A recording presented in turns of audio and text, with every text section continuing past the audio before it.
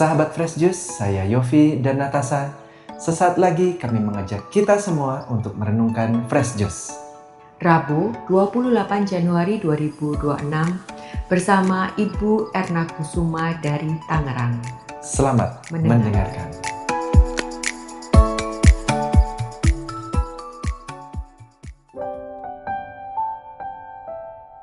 Para pendengar setia Daily Fresh Juice yang dikasihi Tuhan, Injil hari ini mengajak kita untuk berhenti sejenak dan bertanya dengan jujur kepada diri sendiri.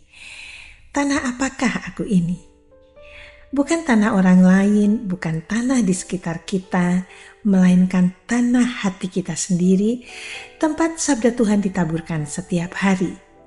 Marilah kita membuka hati kita untuk mendengarkan sabda yang ditaburkan. Inilah Injil suci menurut Markus. Pada suatu hari, Yesus mengajar di tepi Danau Galilea. Maka datanglah orang yang sangat besar jumlahnya mengerumuni dia, sehingga ia terpaksa naik ke sebuah perahu yang sedang berlabuh, lalu duduk di situ. Sedangkan semua orang banyak itu ada di darat, di tepi danau itu. Dan Yesus mengajarkan banyak hal kepada mereka dalam bentuk perumpamaan. Dalam ajarannya itu Yesus berkata kepada mereka, "Dengarlah, ada seorang penabur keluar untuk menabur.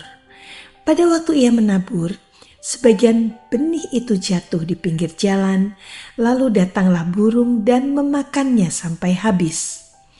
Sebagian jatuh di tanah yang berbatu-batu, yang tidak banyak tanahnya. Lalu benih itu pun segera tumbuh karena tanahnya tipis.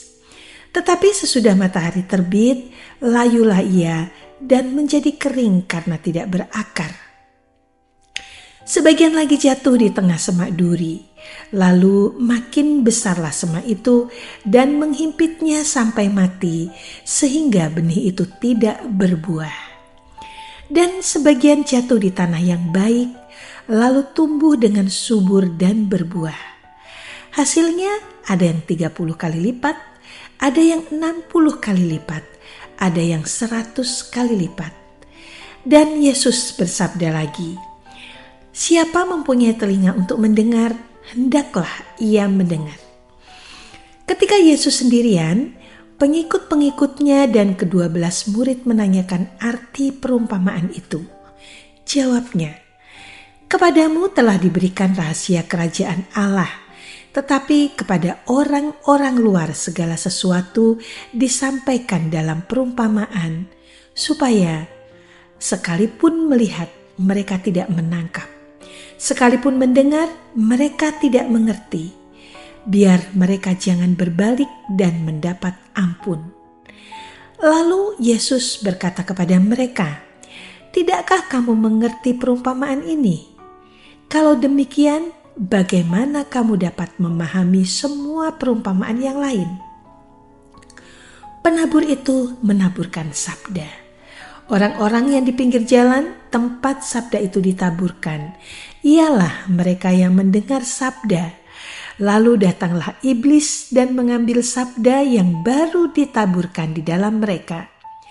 Demikian juga yang ditaburkan di tanah yang berbatu-batu, ialah orang-orang yang mendengarkan sabda itu dan segera menerimanya dengan gembira. Tetapi sabda itu tidak berakar dan tahan sebentar saja.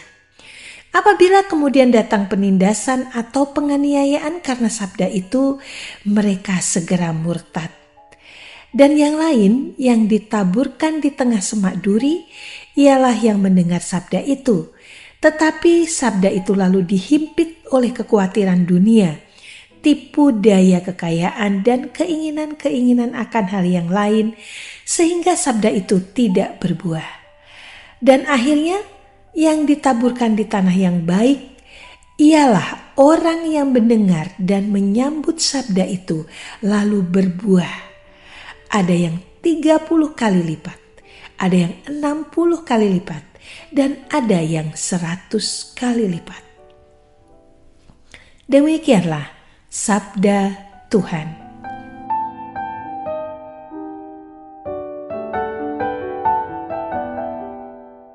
Para pendengar setia di Refresh Juice yang dikasihi Tuhan, dalam Injil pada hari ini Yesus bercerita tentang seorang penabur yang keluar untuk menabur benih. Benihnya sama, penaburnya sama, tetapi hasilnya berbeda-beda. Yang membedakan bukan benihnya, melainkan tanah tempat benih itu jatuh. Yesus mengajak kita bercermin pada diri kita masing-masing. Tanah apakah aku ini? Ada tanah di pinggir jalan. Benih jatuh tetapi tidak pernah benar-benar masuk ke dalam tanah. Terkadang kita pun bisa seperti ini. Sabda Tuhan kita dengar sekilas tetapi langsung hilang tertelan kesibukan, kekhawatiran, atau lelahnya rutinitas harian. Belum sempat sabda itu tinggal di hati, sudah habis oleh pikiran lain. Ada tanah berbatu, benih tumbuh cepat tetapi tidak berakar.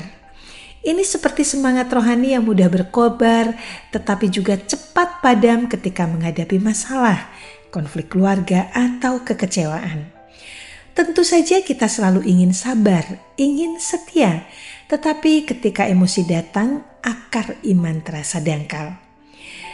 Ada tanah yang ditumbuhi semak duri, benih sebenarnya tumbuh, tetapi terhimpit oleh hal-hal duniawi. Sabda Tuhan ada di hati, tetapi tercekik oleh banyak hal, tuntutan peran, kekhawatiran akan anak, tekanan ekonomi, luka batin, dan rasa tidak dihargai. Iman tidak mati, tetapi sulit untuk bertumbuh bebas. Dan Yesus berbicara tentang tanah yang baik, yaitu tanah yang menerima benih, menyimpannya, merawatnya dengan sabar, sehingga akhirnya berbuah. Tanah ini tidak instan. Tanah yang baik adalah tanah yang diolah, dibersihkan, disiram, dan dijaga setiap hari. Sebagai seorang ibu, saya belajar bahwa menyiapkan tanah yang baik itu mirip dengan membesarkan anak. Tidak ada hasil yang instan, butuh kesabaran, konsistensi, ketekunan, dan tentunya pengorbanan. Sabda Tuhan pun demikian. Ia perlu waktu untuk bertumbuh dalam diri kita, melalui doa sederhana, melalui kesetiaan dalam hal kecil, melalui kasih yang terus diupayakan meski lelah. Yesus berkata, benih yang ditaburkan di tanah yang baik ialah orang yang mendengar dan menyambut firman itu, lalu berbuah. Ada yang 30 kali lipat, ada yang 60 kali lipat, dan ada yang 100 kali lipat. Injil Markus bab 4 ayat 20.